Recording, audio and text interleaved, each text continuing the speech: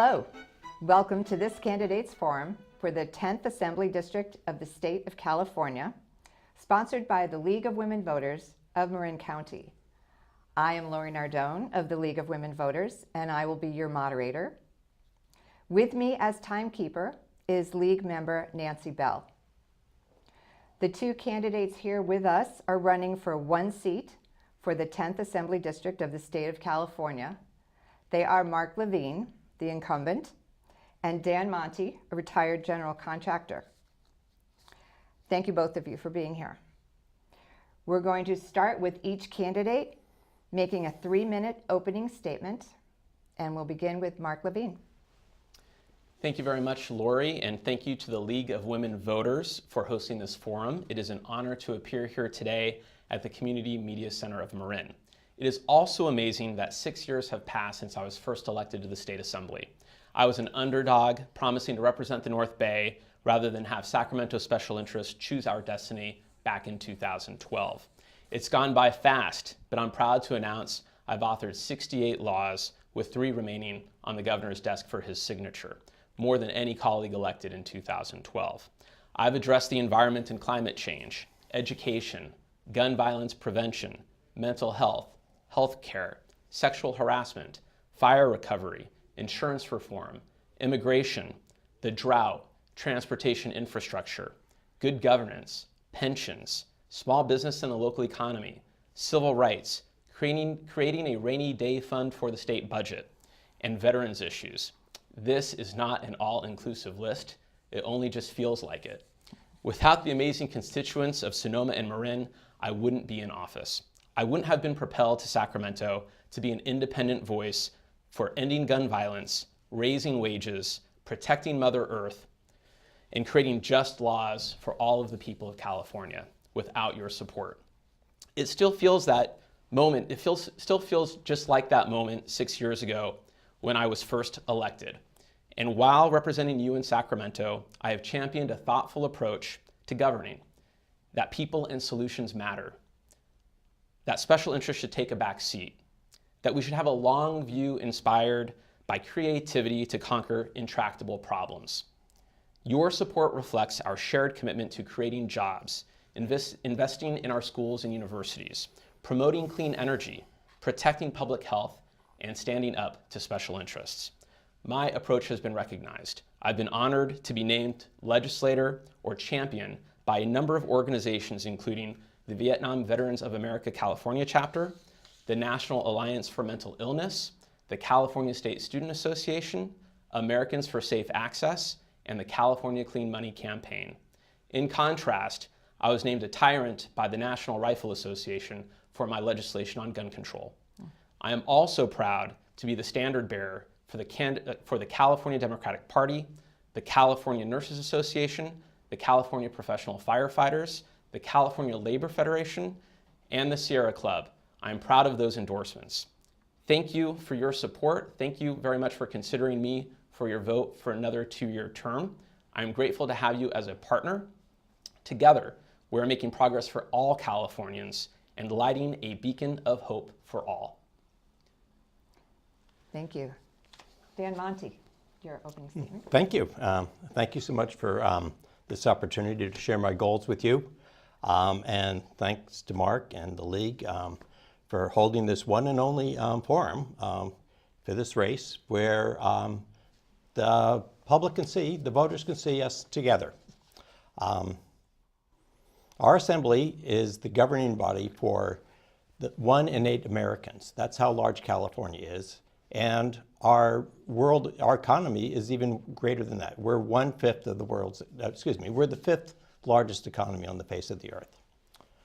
I was asked to run because of my 50-year track record as a social justice activist and an environmental activist, to engage the community, to build consensus, and to get things done. I was asked to run because Sacramento's agenda has not prioritized the needs of working people, of middle-class families, nor of our environment. I was asked to run because Sacramento has instead prioritized the agenda of their corporate donors. I am the only candidate who has pledged not to take corporate cash. I am the only candidate willing to stand up to special interests with a vision and a means to make change a reality and not just a campaign promise. Our campaign is entirely focused on engaging voters, listening to their needs, and strengthening the democratic process. And the voters are responding to the efforts of our 150 volunteers that are working on our campaign. And they are telling us that now is the time for the Assembly to pass the guaranteed health care bill that our state Senate passed 15 months ago, because the administration in Washington, Donald Trump, is threatening to take away health care from all of people in this country. So our Senate acted.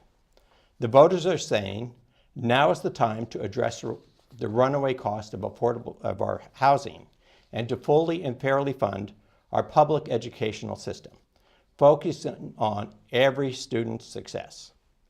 This month, I marched with tens of thousands of people in San Francisco, demanding that our leaders reject the millions of fossil fuel dollars and address our worsening environmental conditions, which are exacerbating our state's vulnerability to wildfires and sea level rise.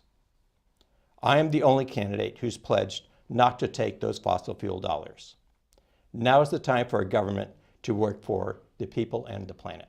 Thank you. Thank you. Got some questions that will allow you both to expand on that. So now for the questions. The candidates will each have 2 minutes to answer. To be fair, I will rotate the order in which they respond to the questions. So we'll begin with Dan Monte for the first question. You covered this a little bit. What do you see as the most crucial issues facing the state in the next 4 years? Well, our state and the world and our nation are imperiled by what's happening to our climate. We've seen that these fires are consuming us. We have 1,100 miles of coastline. We're very vulnerable to sea level rise. And there are other issues like that that are important. To me, the most pressing issue is to make our government work for the people of this state, to address our human needs, affordable housing, healthcare, getting kids in school. As a working father, my wife and I kind of changed gender roles a little bit. She went and earned the big bucks, and I took care of the kids after school, cooked all their dinners. And what my concerns are as a home remodeler was making sure that there was a house they had that we could live in and was secure and comfortable and safe, making sure that they had health care and education. And that's what the voters are telling me on the campaign trail. That's what they're really concerned about. And in order to get that done, we have to make a change to the way we finance our government, because running campaigns based on how much money you collect from the fossil fuel industry or the charter school industry, or maybe it's the healthcare industry or the pharmaceuticals, I mean, that really affects what legislation comes out of Sacramento. So thank you. Thank you. Marc? Yeah, thank you so much, Lori. Climate change is the existential issue of our time and threatens our quality of life. Currently, it's impacting us today and well into the future. I've authored as well as co-authored and supported legislation to decarbonize our atmosphere. We took a huge leap this year with SB 100 that I co-authored to move California to a carbon neutral energy grid by 2045. I think that we can beat that number. But I also authored and have helped fund up to nearly $40 million at this date, a Healthy Soils Initiative, which by layering rangelands with essentially just a 1/4 inch of compost, we can sequester carbon from our atmosphere and in fact protect our environment in addition to slowing down the carbon that we are also releasing until we get to that 2045 goal. The other issue that's affecting us and is really weighing on me is how we budget for the state of California, the state's finances and our economy. In 2014, the legislature passed and voters approved Prop 2, the Rainy Day Fund. We have now put nearly $13 billion aside into that rainy day fund. So when the next recession hits, it means that the cuts that were made that deeply hurt so many social services and our education budget during the Great Recession may not have to be quite as deep, or if it is a shallow recession, perhaps it can save us from those painful cuts as well, saving a lot of the social services and education programs that we care so much about. And that's the long-term outlook that we need in the legislature, which is how do we both protect against the threat of climate change, but also how do we fund the services that we need and that our citizens and residents deserve to have in our state. Thank you. I know that was a broad question, so we'll start to narrow it down now. So Marc, we'll start with you for this one. What do you propose to do about income inequality in our state? So income inequality is an issue that is perplexing, and it's perplexing for all of California, but also for the North Bay. And we can see the impacts of that in any number of data points that we have. But we've worked on this in the legislature. For example, in 2015, California passed, and I supported, our first earned income tax credit. And in 2017, we voted to expand it. This keeps more than 800,000 Californians out of poverty and from slipping into poverty. And in addition to that, I've also voted to increase the minimum wage not once, but twice in the time that I've been in the legislature. We are on track to having California's minimum wage meet $15 in just a couple of years. And this would never have happened without the political will to address income inequality. This year, I also introduced a controversial bill that was put on the California Chamber of Commerce's job killer list. This bill, AB 1902, would have set a new minimum wage for subcontracted labor, essentially the janitors, the security guards, the bus drivers that help everyone get to the six-figure jobs that people are working at. That if, for example, Apple, they want to pay engineers, they don't want to pay janitors. This bill would have lifted up janitors' pay. It would have taken their pay and matched it to where the job was to housing costs. This is, again, very controversial. The California Chamber of Commerce saw it as a threat to the biggest corporation's bottom line. And unfortunately, it wasn't successful this year, but it began a conversation. About how we pay people with dignity for the work that they do. And it's a conversation that I will be continuing with my colleagues in the legislature. Dan, income inequality. What do you propose to do about it? Well, that is absolutely a crucial issue. Ever since 2011, when the Occupy movement ignited, created the phrase, the 1%, the 99%, income inequality has become a campaign issue. And really what we need to do is create a system where all working people, whether they're in a union or not, have some basic rights when they go to work. And they should have a minimum wage that is a living wage. Right now, California's minimum wage is $11 an hour. And we know that that doesn't cut it here in Marin or in Sonoma, nor I think anywhere in California. And it will get to $15 an hour sometime in 2023. That's too far away. We need to do that, move that up much sooner.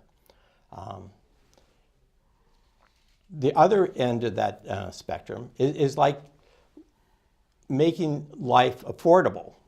So creating affordable housing for people, creating affordable health care for people, giving them security that they'll know that their children can go to school and have a good school to go to, and when they graduate, they'll be able to afford a college. So going for tuition-free college is the other way. You can look at just what we pay folks, but also what we ask people to pay.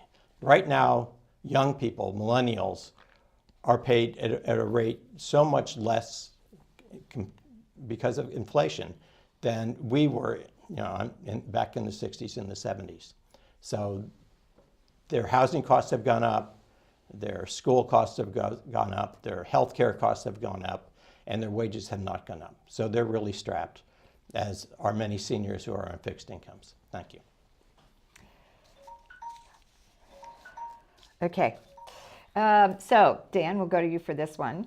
Regarding current campaign finance regulations, What do you see as the major issues there, and how would you approach making any changes? Well, thank you so much for that. This is the biggest rallying cry that I was surprised by how much our constituents feel about this. I was in a barbershop the other day. I'm getting a haircut, and the barber had a few minutes. He had about 10 minutes. He was doing this woman's hair. I guess it was more of a hair salon. And he said, well, I'll get you in 15 minutes. And then he asked me, he said, Dan, what's that office you're running for? And so I told him I'm running for state assembly. And he said, what's your big issues? And I said, well, I mentioned the list that I've mentioned often here. And then the woman that he was treating said, oh, you guys are all corrupt. You all take the money. You can't. I said, well, I'm not taking any of that money. And her response is, well, then I'll vote for you. What's your name? We do need to manage campaign finance reform. We need to publicly fund our elections. And really, that's not going to happen until we find the candidates who are running without that campaign cash. Because that, whether you feel personally, if you take it, it's a corrosive to your vision or your values of what you're doing, or you just happen to think that people shouldn't have affordable housing or shouldn't have health care or should spend tens of thousands of dollars to go to school, regardless of what end of that is on. The campaign money flows to those who work for the corporate interest. And that's just not okay. We need to move human needs and people's interests into California by going for campaign finance reform. Thank you. Thank you. Marc? Thank you, Lori.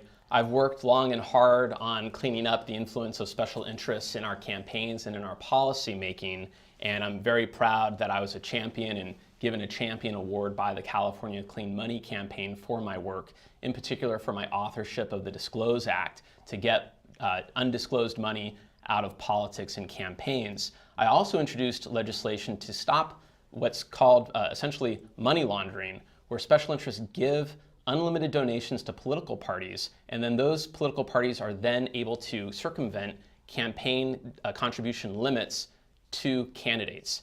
That was blocked by the opposition of both special interests and the political parties themselves. But this year there was another bill, probably worse, that was introduced that would have given legislative leaders the ability to do that very same money laundering themselves, so that special interests could donate to their PACs, if you will, that could then be given in unlimited amounts with undisclosed donors directly to the candidates of their choosing. Fortunately, with a groundswell of grassroots support, we were able to stop that bill in its tracks. It would have been a very bad thing to have that type of money laundering put so close to lawmaking. And so we should do everything we can to blunt the force of special interests and, of course, remove the connection that is perceived, sometimes maybe it's reality, of those donations to the outcomes we see in public policy as well. Thank you. Okay, Marc, where do you stand on policies like rent control and just cause eviction? Just cause eviction. Sure. Well, those are very specific issues. Housing is a massive issue and a big crunch on California and its economy. And so those are two solutions geared towards perhaps making that easier. But let me tell you what we've done in the legislature. We've got two bonds on the ballot in November. Prop 1, the Housing Program and Veterans Loans Bond, $4 billion to help ease the housing crunch. We also have Prop 2. This is an innovative approach for mental health. It's $2 billion for housing for people in need of mental health services. This will help so many Californians. It's not enough money to solve the housing problem, but it's going to put money into that effort to make sure that there's housing for everyone and everyone who needs housing. Those solutions in particular, the rent control one, which is Prop 10, there are concerns by economists, and I actually agree with them, that when you put rent control onto housing, it actually stops the development of new housing. It's very difficult to purchase property, let's say in a place like the North Bay, and have that equal out if you're not able to have market-based rent. We also see in places that do have rent control in San Francisco where people live for decades in apartments because it doesn't make sense for them economically to move, even if they don't need the size of apartment that they have. So perhaps a family needs an apartment and can't afford one, and you have someone who already had raised their family still sitting in that rent-controlled apartment. And that's something that we need to weigh the benefits of these proposals and what those outcomes will really be. Most economists agree that we will not get more housing with that type of solution, which is what we need. Thank you. Dan, rent control and just cause eviction. Your thoughts? Thank you. Well, rent control is a major issue, and I sure hope everybody goes and votes for Proposition 10. Because what that does, it allows local communities, if they choose, if they feel it's necessary, to enact rent control. So that's number one. One of the heartening things that happens when you're campaigning and meeting hundreds of and thousands of people is that people, elder people, folks on fixed income, will come up and say, I live in an apartment, the rent's gone up last year, it's going to go up this year. If it goes up next year, I don't know what I'm going to do. The elderly are the fastest growing population in the homeless. And this is not okay. We need to, and prior to the recession, we're building a few 200,000 units of housing every year.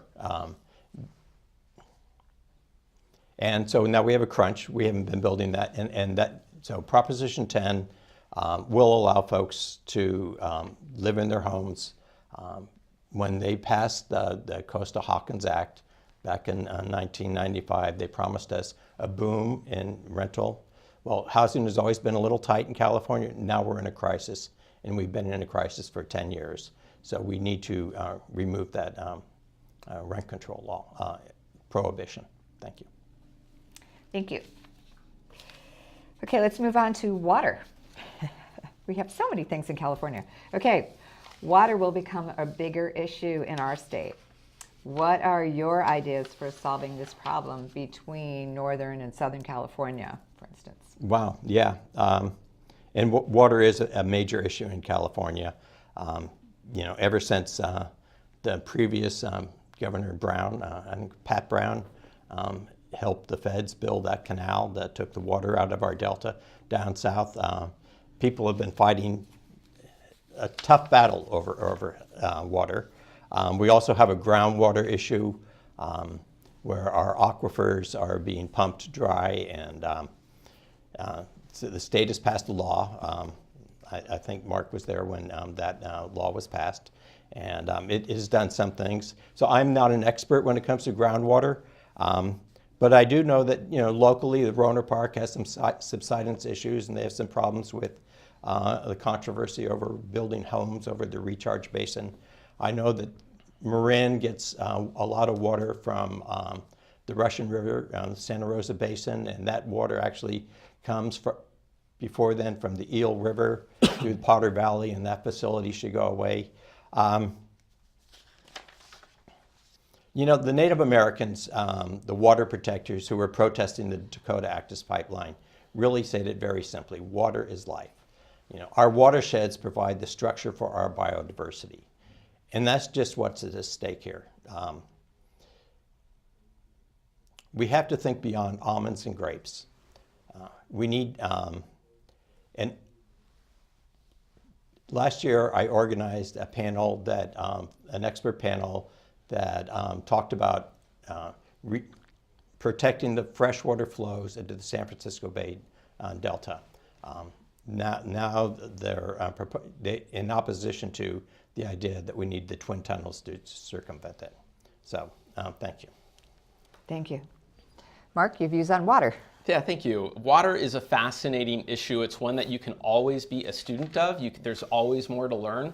It also is not a partisan issue. Lori, as you mentioned, it's a regional issue in California. So Republicans and Democrats, they may agree or disagree, but it's really based on region where these issues come up and how we vote on them in the legislature.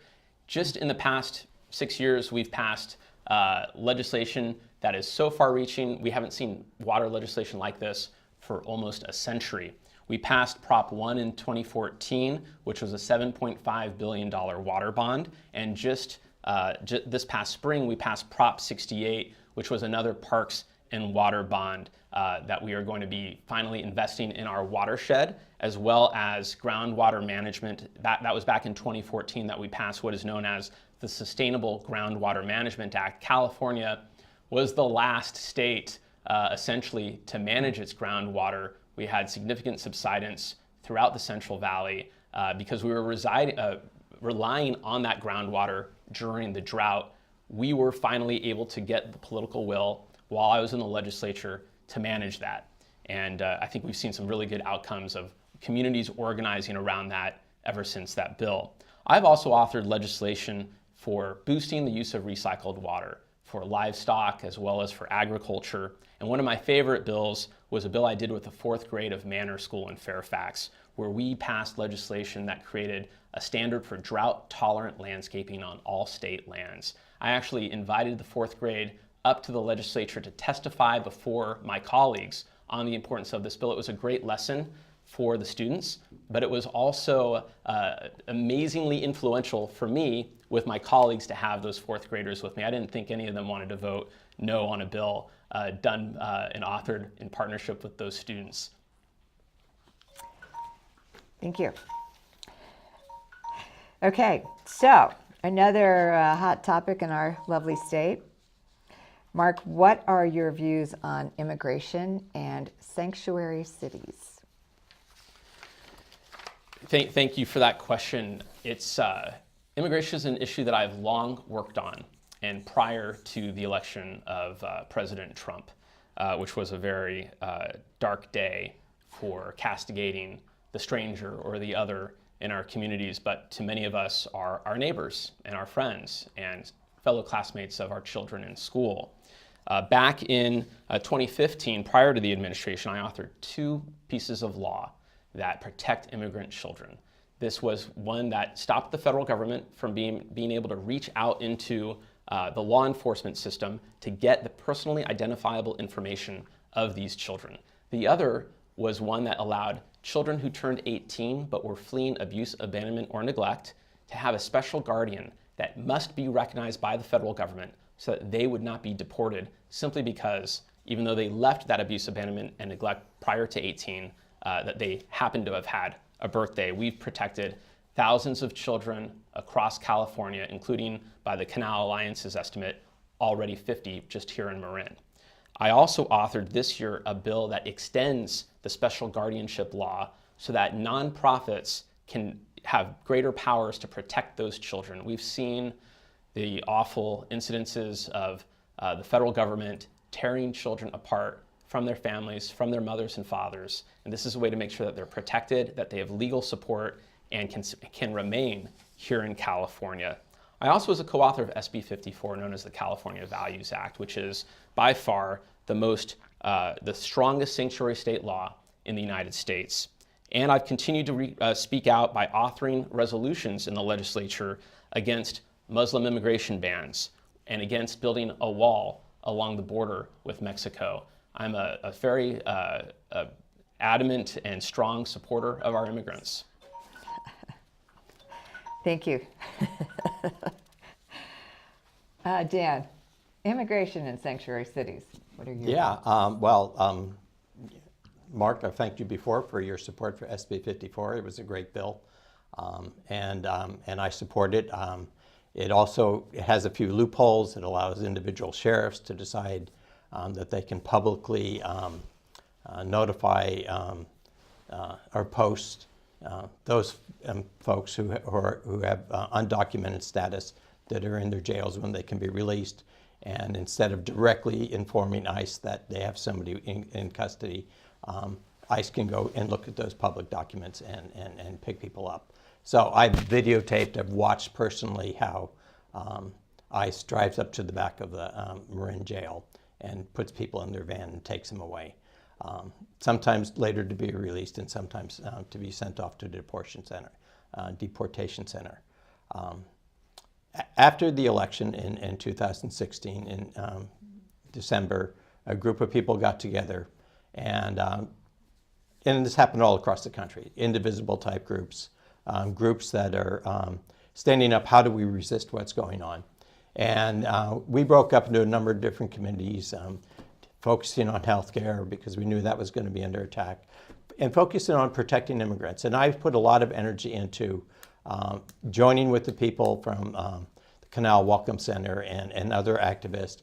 And we helped set up in Marin, and we funded and trained rapid response people to answer the phones, so that when ICE does come knocking on the door, there are legal observers like myself who will come to the event and make sure that if ICE is acting like the thugs they can be, that at least it's videotaped, it's recorded, and there's witnesses to protect the folks who are being taken.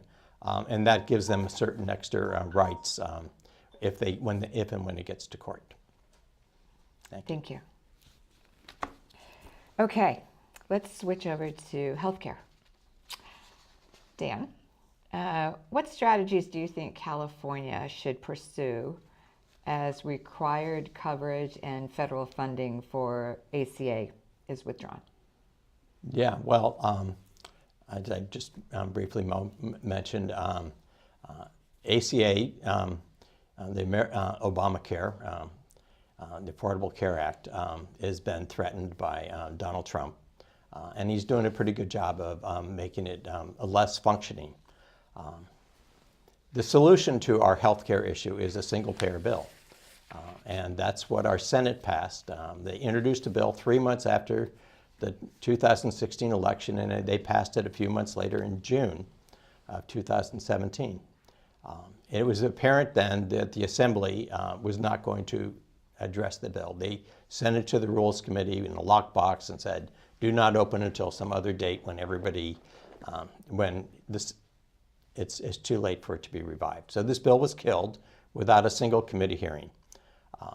Barbara Lee was here in Marin a few months ago, and she said that we should do everything in California to remove the roadblocks for passing a single-payer bill because California needs to lead the way.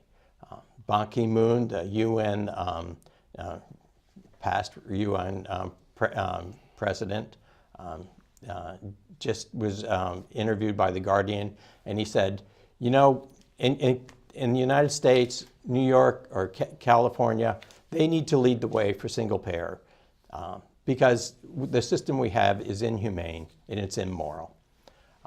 California is the 5th largest economy on the face of the earth. Our population is greater than Canada. Canada instituted their single payer bill state by state. We can do the same, and we should. Thank you. Thank you. Marc. Healthcare is a human right. I've been an advocate for universal access to healthcare and coverage during my time in the legislature. I also authored what was then the largest tax on managed care organizations to expand Medi-Cal in the state of California. And I think what's an interesting and surprising data point for many is that 1/3 of all Californians are on Medi-Cal, nearly half of all California children. And Medi-Cal is essentially what would be our single payer in the state of California, but we also know that about 10% of all Medi-Cal users cost about 90% of Medi-Cal spending. And so we need to make sure that Medi-Cal works effectively so that the money that we're putting into that system gets us the healthcare outcomes that we want.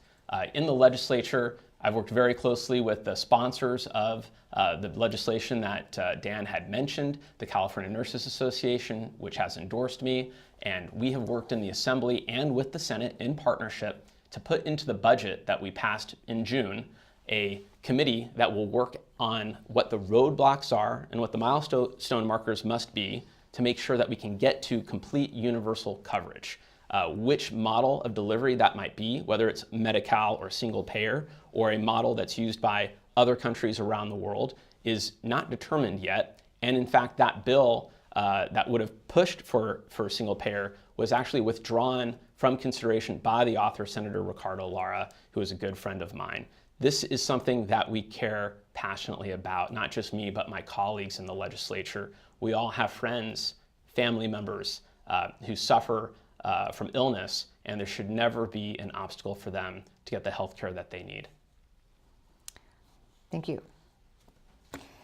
Okay, let's talk about the environment. I heard both of you mention that in your opening remarks. So, climate change has been widely documented by scientists, where they've cited the contributing role of fossil fuels and the critical need to change the sources from which we get energy.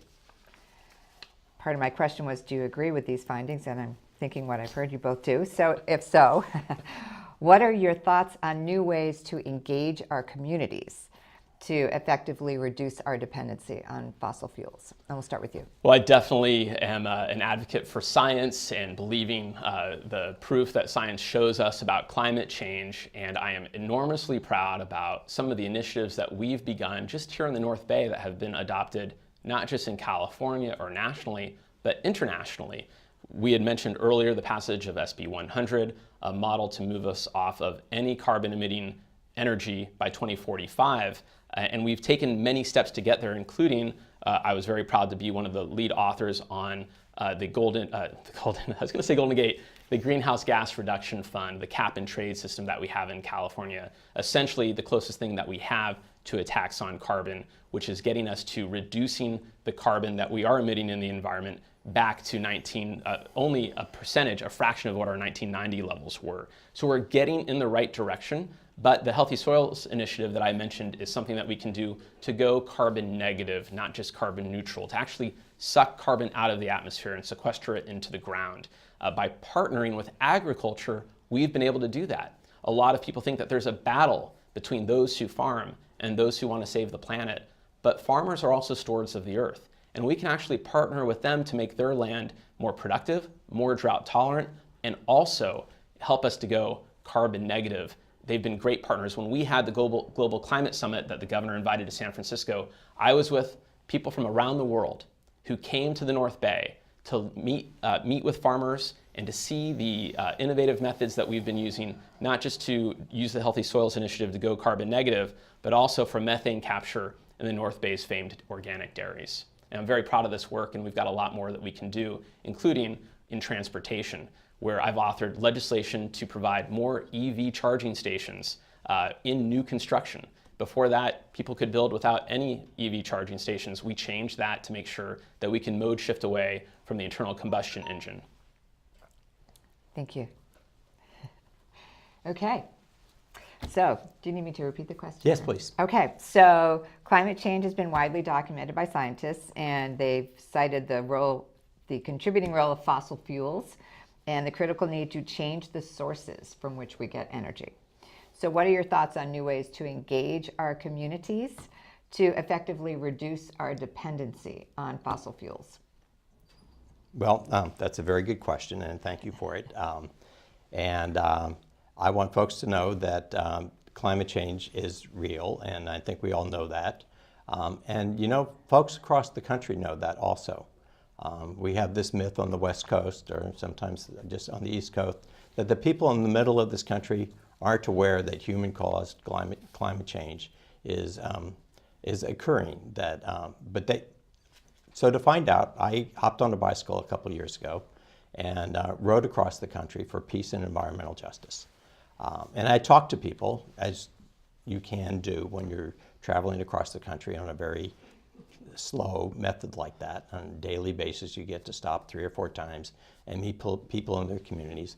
And you know, folks in St. Louis, folks in Altamont, Missouri, folks in Dayton, Ohio, they all know that we are causing the change to their climate. Many of those folks are farmers, and they know that it's happening. What they don't know is they don't know how to address the issue. What they don't know is they're constrained by their inability to meet their basic needs. 7 years after the Great Recession, folks are still struggling for housing, for health care, for how they're going to get their kids through college so they can have a better life.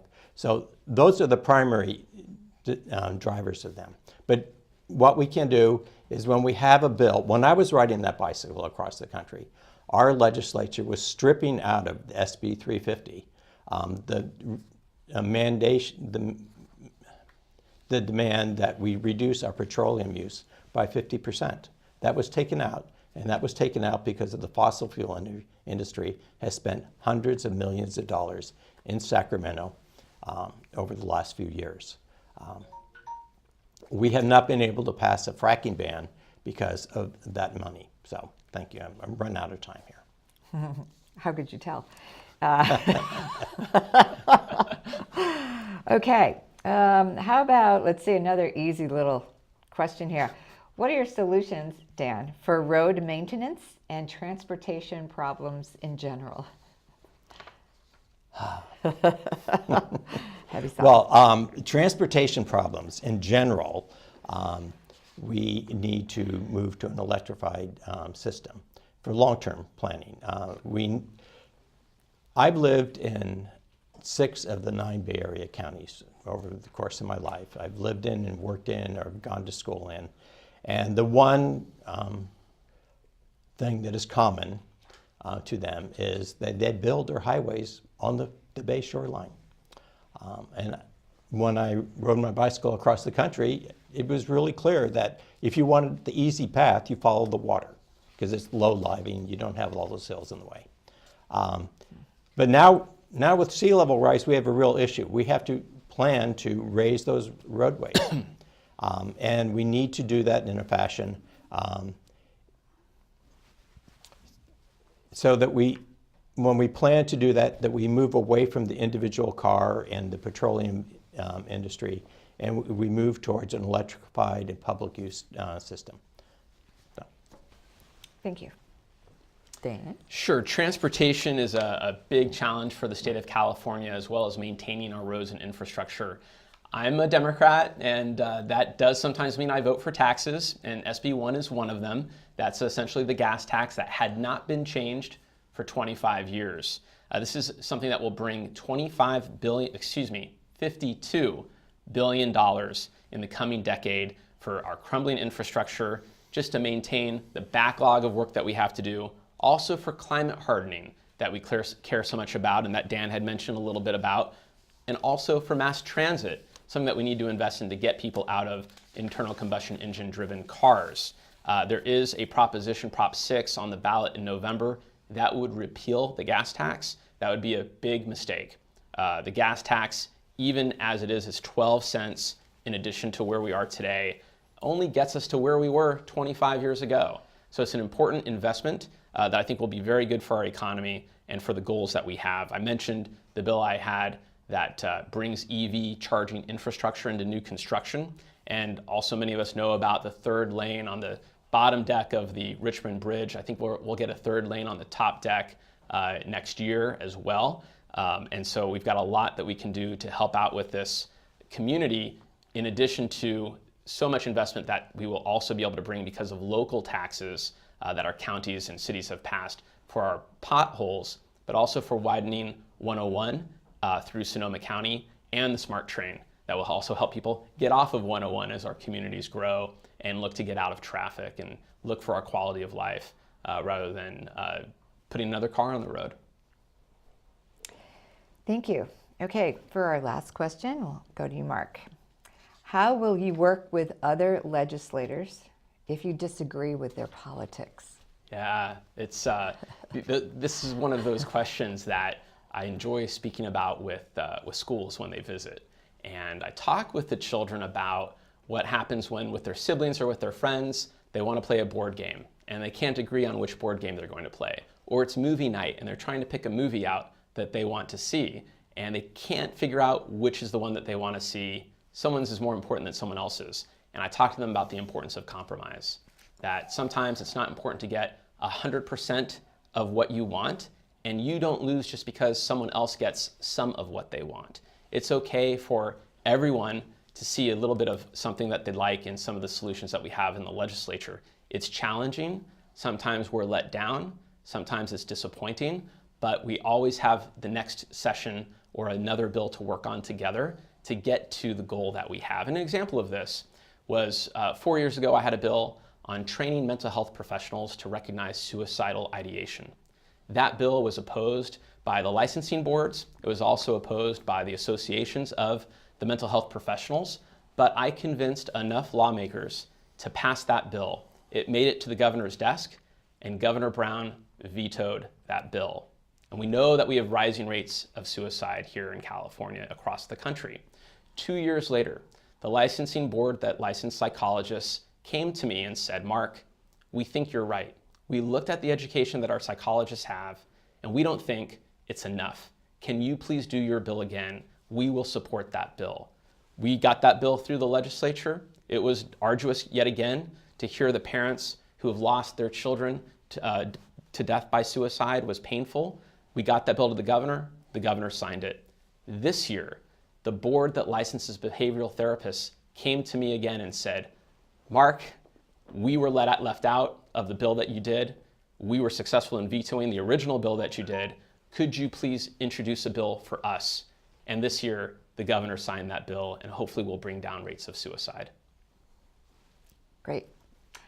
Dan, how will you work with other legislators if you disagree with their politics? I have many years of experience of working with large groups of people that don't always have the same views.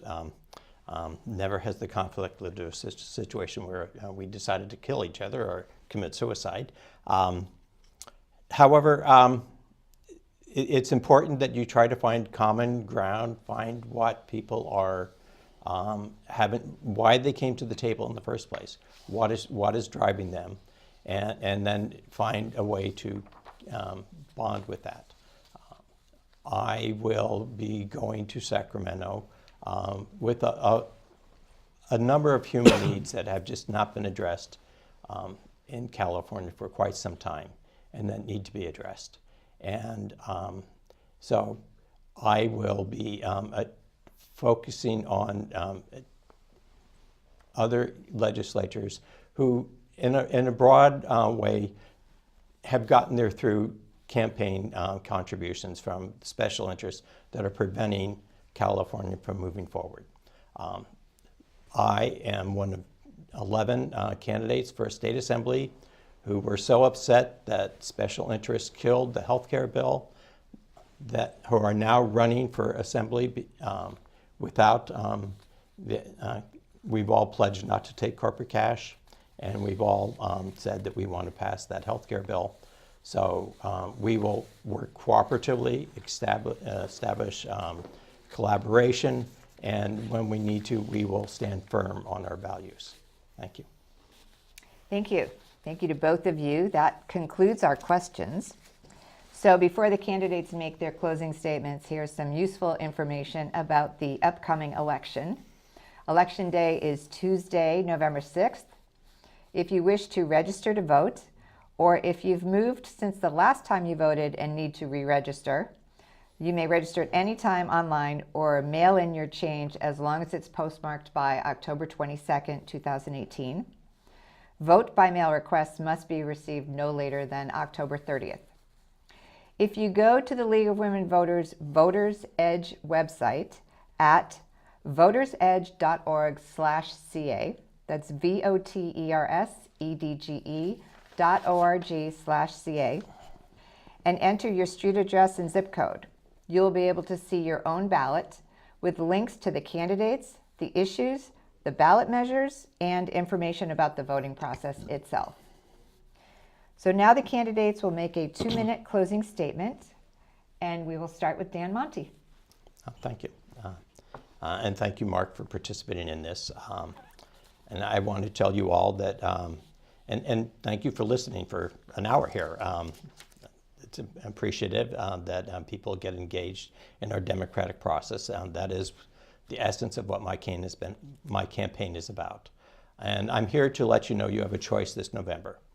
You can choose to continue with the special interest, corporately funded government that we now have, or you can choose to bring into our state government community organization initiatives that you and I and all of us really have been working on for decades. The choice is yours. This is the contest. This is really what this contest is about. It's trusting the folks you send up there that they can do your bidding, and you'll know that by who is sending them there. I have been asked to run for this office because people know that I will work tirelessly for their needs and for the needs of the working people, the middle class, and for our environment. Please vote for the people and the planet first. Thank you. Thank you. Marc? Thank you, Lori. Thank you to the League of Women Voters. Thank you again to CMCM for hosting. I also want to just address very quickly the North Bay fires that occurred a year ago, and I want to share with viewers how much time not only did I put into working on issues, but how much your local community leaders did and the entire North Bay delegation of lawmakers. We've worked diligently to make sure that we have a much stronger presence with fire preparedness and pre-positioning, as well as investing money in making sure that fuels that are out there are reduced over the next 4 years.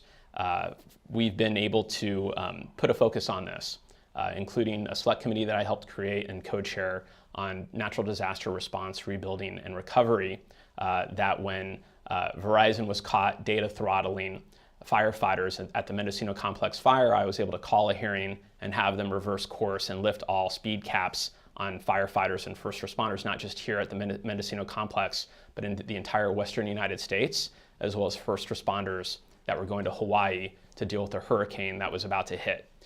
So we've had a lot of success in bringing attention to this issue. It is unfortunate that it meant so many people suffered during those fires. Of course, on October 8th, many of us went to bed smelling smoke, but we also have friends and loved ones who fled their homes and lost everything, some even their lives, and we will continue to work on those issues. It's been amazing to represent the North Bay the past 6 years. It is, to me, a bit remarkable to think about the 68 laws that I've authored and still have bills on the governor's desk to sign that have been geared to help the North Bay community and all of California deal with the challenges we have. I'm proud of the endorsements I've received from the California Democratic Party, the California Nurses Association, the Sierra Club, the California Labor Federation, and the California Professional Firefighters.